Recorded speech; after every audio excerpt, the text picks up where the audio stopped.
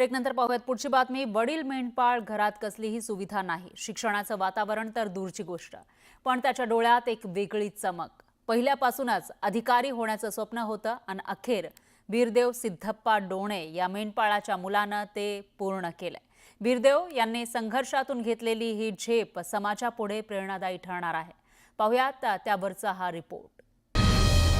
मेंढ्या चालणारा पोरगा साहेब झाला,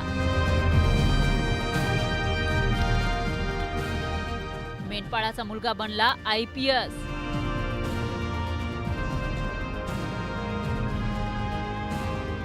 बीरदेव डोणेने मिळवला 551वा रँक।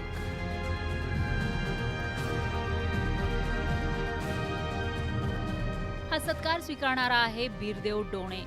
त्यानं जिद्द, चिकाटी, सातत्याच्या जोरावर UPSC मध्ये दैदिप्यमान यश मिळवलंय। कोल्हापूरच्या यमगे गावातील बीरदेवनं केंद्रीय लोकसेवा आयोगाच्या परीक्षेत 151वा रँक मिळवला। एका मेंढपाळाच्या पोरानं अतिशय प्रतिकूल परिस्थितीत हे यश संपादित केलंय। इतके फोन होते की रात्री 2-3 वाजेपर्यंत फोनच चालू होते। सो मी सकाळी ॲटली असं झालं की आणि मी बकऱ्यातच असल्यामुळे चार्जिंगची काही सोय नव्हती। सो मला भाग्य एवढं की फोन स्विच ऑफ झाला। बरं झालं, झोप तर लागली 8 तासाची।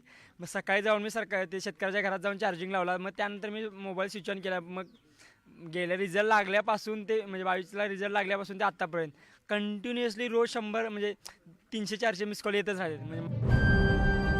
मंगळवारी 22 एप्रिलला UPSCच्या परीक्षेचा निकाल लागला। त्यावेळी बीरदेव डोंगरावर मेंढ्या चारत होता। मित्रानं फोन करत तू पास झालास असं सांगितलं, तर इतक्या दिवसांच्या आई वडिलांच्या कष्टाचं चीज झाल्याचं बीरदेव म्हणाला। जे माझ्यासारखे युवक आहेत जे ग्रामीण भागातून आणि स्पर्धा परीक्षा तयार करतात किंवा कोणत्याही क्षेत्रामध्ये सध्या झगडत आहेत, त्यांना मी एवढंच म्हणेन की प्रयत्न करत राहा, चांगल्या मित्रांची संगत ठेवा, व्यसनांपासून लांब राहा आणि तुमच्या जडणघडणीच्या काळामध्ये सोशल मीडियावरून थोडं डिकनेक्टेड राहा। ज्यावेळी पहिल्यांदा फोन आला माझा भावाचा, त्यावेळी म्हणजे ती पाठीमागचे कष्ट ऐकून जे अचानक आनंदाश्रू व्हायला लागले माझे।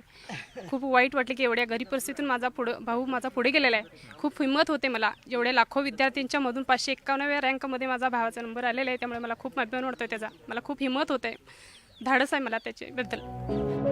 बीरदेवच्या यशाचं सर्वत्र कौतुक होतंय। प्रत्येकाच्या मोबाईलच्या स्टेटसवर बीरदेव साहेब झाल्याचं दिसतंय। पोरांमध्ये गुणवत्ता कमी नाहीये, पोरांमध्ये त्यांना फक्त संधीची आवश्यकता आहे। महाराष्ट्र शासनाला माझी विनंती असेल, गावगाड्यामधल्या पोरांना तुम्ही संधी उपलब्ध करून द्या।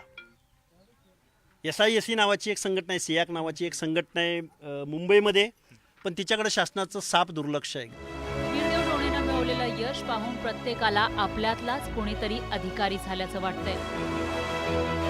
मात्र त्यानं ज्या परिस्थितीतून हे यश मिळवलंय आणि आधीच्या 2 प्रयत्नात त्याला अपयश आलं होतं, तरीही न खचता त्यानं आकाशाला गबसणी घालणारं मिळवलेलं हे यश वाखाणण्याजोगं आहे। त्यामुळे अपयशानंतरही न खचता पुन्हा त्याच जोमानं तयारी करण्याचा संदेश बीरदेव देतोय।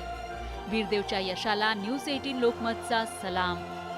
व्हिडिओ जर्नलिस्ट संदीप पाटीलसह ज्ञानेश्वर साळोखे, न्यूज 18 लोकमत, कोल्हापूर।